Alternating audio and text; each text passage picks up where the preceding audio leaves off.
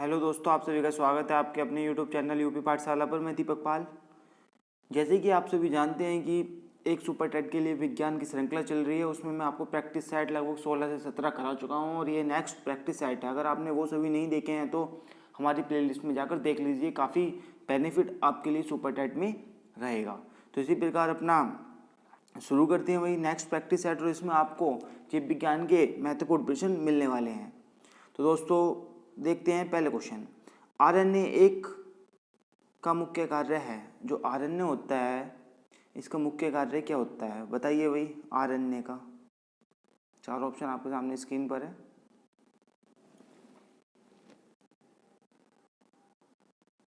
तो दोस्तों जो आरएनए है इसका मुख्य कार्य होता है प्रोटीन का संश्लेषण। तो इसका राइट आंसर हो जाएगा सी। ठीक है। मस्तिष्क ज्वर जिस जीव के कारण होता है वह है, बताइए भाई।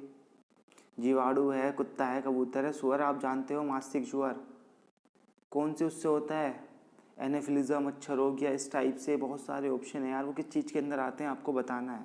दोस्तों वो आते हैं जीवाणु में। ठीक है सारे। तो मस्तिष्क ज्वर जिस जीव के कारण होता है वह है जीवाणु। वन एंजाइम का विचार किसने दिया था, बताइए भाई। दोस्तों तो इसका राइट आंसर है वीडल एफ टैटम। इस प्रकार से भी आपसे क्वेश्चन पूछ लेते हैं। जैसे देखिए वाटसन एफ ग्रीक आया तो आपसे लिए आएगा कि डबल द्विचक्र वाला किसने दिया था, विचार किसने किया था। ठीक है, इस प्रकार से क्वेश्चन आ सकता है। तो आपका वन एंजाइम का विचार दिया था वीडल एफ टैटम ने। ठीक है। घेंगा किस ग्रंथि के बढ़ने के कारण होता है, काफ़ी महत्वपूर्ण प्रश्न है। वही घेंगा किस ग्रंथि के बढ़ने के कारण होता है, दोस्तों इसका राइट आंसर हो जाएगा ए, थायराइड। ठीक है। जिस पौधे में फूल या बीज नहीं बनते उसे कहते हैं, क्या कहते हैं भाई उसे? आर्किड्स कहते हैं, जिम्नोस्पर्म कहते हैं, क्रिप्टोगेम्स कहते हैं, या एनियोस्पर्म कहते हैं, बताइए भाई। दोस्तों जिस पौधे में फूल या बीज नहीं बनते उसे कहते हैं हम क्रिप्टोगेम्स। ठीक है। नेक्स्ट क्वेश्चन है, हेपेरिन का निर्माण डैश द्वारा होता है। जो हेपेरिन होती है इसका निर्माण किससे होता है? चार ऑप्शन आपके सामने स्क्रीन पर है। तो दोस्तों जो एफिरिन होते हैं इसका निर्माण होता है रक्त से। ठीक है। तो रक्त कोशिका के द्वारा, इसका ऑप्शन डी राइट हो जाएगा। सूक्ष्म जीवित कोशिका है, इनमें से सूक्ष्म जीवित कोशिका कौन सी है, बताइए भाई। तो राइट हो जाएगा भाई माइकोप्लाज्मा जो है एक जीवित कोशिका होती है। नेक्स्ट है, कवक में संचित भोज्य पदार्थ है। जो कवक होता है उसमें संचित भोज्य पदार्थ कौन सा है? तो दोस्तों इसका है ग्लाइकोजन। ठीक है। कवक में एक संचित भोज्य पदार्थ होता है वह है ग्लाइकोजन। सबसे मजबूत मांसपेशी पाई जाती है, किसमें पाई जाती है भाई, ऑप्शन बताइए। दोस्तों जबड़े होते हैं ना, जबड़े, इसमें सबसे मजबूत मांसपेशी पाई जाती है। गोलाकार प्रोटीन का उदाहरण है, कौन सा है भाई गोलाकार प्रोटीन का उदाहरण? तो ये दोस्तों होता है एल्ब्यूमिन। एल्ब्यूमिन जो होती है वो गोलाकार प्रोटीन होती है। तो इसका ऑप्शन हो जाएगा सी। डीएनए का संश्लेषण किस प्रावस्था में होता है, बताइए भाई।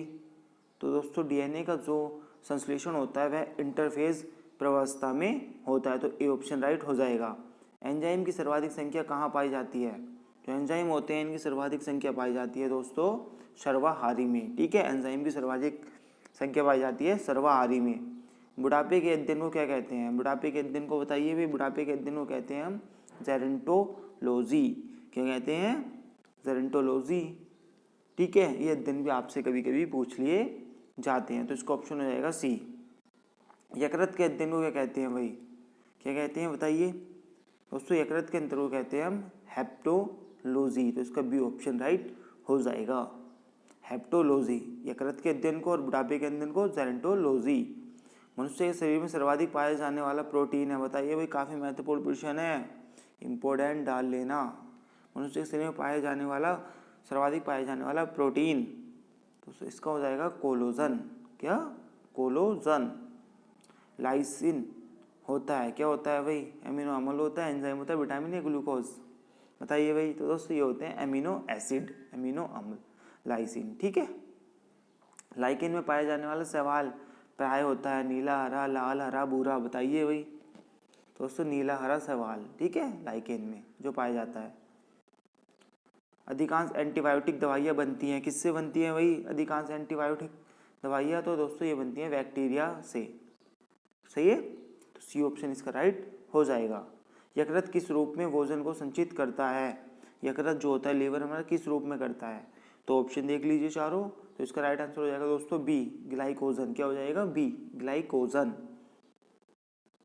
कैसीन प्रोटीन का सबसे अच्छा स्रोत है?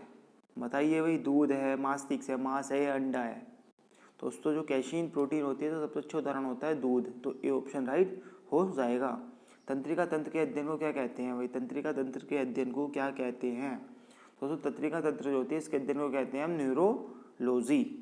ठीक है, एक क्वेश्चन शायद दोस्त स्किप हो गया है, कोई बात नहीं, पीडीएफ बनाने में। चेहरे फेस में कुल हड्डियों की संख्या कितनी होती है भाई? आपके भाई ये विज्ञान से संबंधित प्रश्न है सब, उसमें यही है हमारा जीवन, हमारा शरीर, इस प्रकार से क्वेश्चन आए हुए हैं सब। ठीक है, चेहरे में कुल हड्डियों की संख्या है, बताइए भाई। दोस्तों चेहरा जो होता है इसमें 14 हड्डियां होती हैं। ठीक है, सिल्क प्राप्त की जाती है। सिल्क किससे प्राप्त की जाती है बता सकते हो आप इजीली भाई? लार्वा से, अंडे से, वैक्स से, कोकून से। तो दोस्तों बताइए, सिल्क जो होती है दोस्तों वो प्राप्त की जाती है कोकून से। नेक्स्ट क्वेश्चन है, जंतु जगत का सबसे बड़ा वर्ग है, बताइए भाई क्या है? दोस्तों 25 का ऑप्शन हो जाएगा आर्थ्रोपोडा जो है वो जंतु जगत का सबसे बड़ा वर्ग होता है, जंतु जगत का सबसे बड़ा वर्ग। ठीक है, पौधे का प्रजनन अंग है भाई, पौधे का प्रजनन अंग कौन सा होता है? तो दोस्तों पौधे का प्रजनन अंग होता है फूल। क्या होता है? फूल। किस रोग में रक्त का थक्का नहीं बनता है? बताइए भाई, काफ़ी क्वेश्चन आपको आ रहे होंगे ये, तो इसका राइट आंसर हो जाएगा बी, हीमोफीलिया। मैं आपको रिवीजन कराने लेकर आता हूँ ये वीडियो। ठीक है, किस रोग में रक्त का थक्का नहीं जमता? तो दोस्तों हीमोफीलिया। शरीर में ऑक्सीजन की पूर्ति किसके माध्यम से होती है? बताइए भाई। दोस्तों जो लाल रक्त कोशिकाएं होती हैं आरबीसी, वह शरीर में ऑक्सीजन की पूर्ति करती हैं। जब इनकी कमी होती है तो क्या होता है? ऑक्सीजन हमारे शरीर में गिरने लगता है। कोरोना टाइम में क्या हुआ था? बहुत ज़्यादा दिक्कत आई थी वही ऑक्सीजन की। ठीक है, प्रजनन संबंधी सूचना एकत्र रहती हैं, कहाँ रहती है भाई? डीएनए में। जो प्रजनन संबंधी होती हैं सूचना वो डीएनए में होती है। दोस्तों देखो हमारा शरीर होता है ना, हमेशा क्रियाएं करता रहता है। आप समझते हो कि जो भी हम कोई पदार्थ खाते हैं वो मुख से अंदर जाता हुआ, श्वास नली से होता हुआ कहाँ जाता है भाई? बिल्कुल एक नली होती है, ठीक है, और वो नीचे की साइड उसका क्या होता है? नियंत्रण होता रहता है। आप समझते हो यकृत कार्य करता है, लीवर, ठीक है, ये सब चीज़ें कार्य करती है ना। फेफड़े होते हैं हमारे, स्टोमच होता है, आपने पढ़ा होगा दायानिल, बायानिल। इस प्रकार से दोस्तों सारी जो क्रियाएं होती रहती है हमारी बॉडी के अंदर निरंतर चलती रहती हैं। थर्मोस्थल में किस प्रकार की वनस्पति पाई जाती है भाई? कांटेदार वनस्पति पाई जाती है। तो दोस्तों इसका हो जाएगा जीरोफाइट्स। ठीक है, दूषित जल पीने से कौन सा रोग हो सकता है? बताइए भाई। दोस्तों हैजा जो है वह दूषित जल पीने से हो सकता है। रोहा किस अंग की बीमारी है? रोहा भाई याद रखिए भाई। दोस्तों इसका हो जाएगा सी, आँख। जो रोहा होती है ये आँख से संबंधित एक बीमारी है।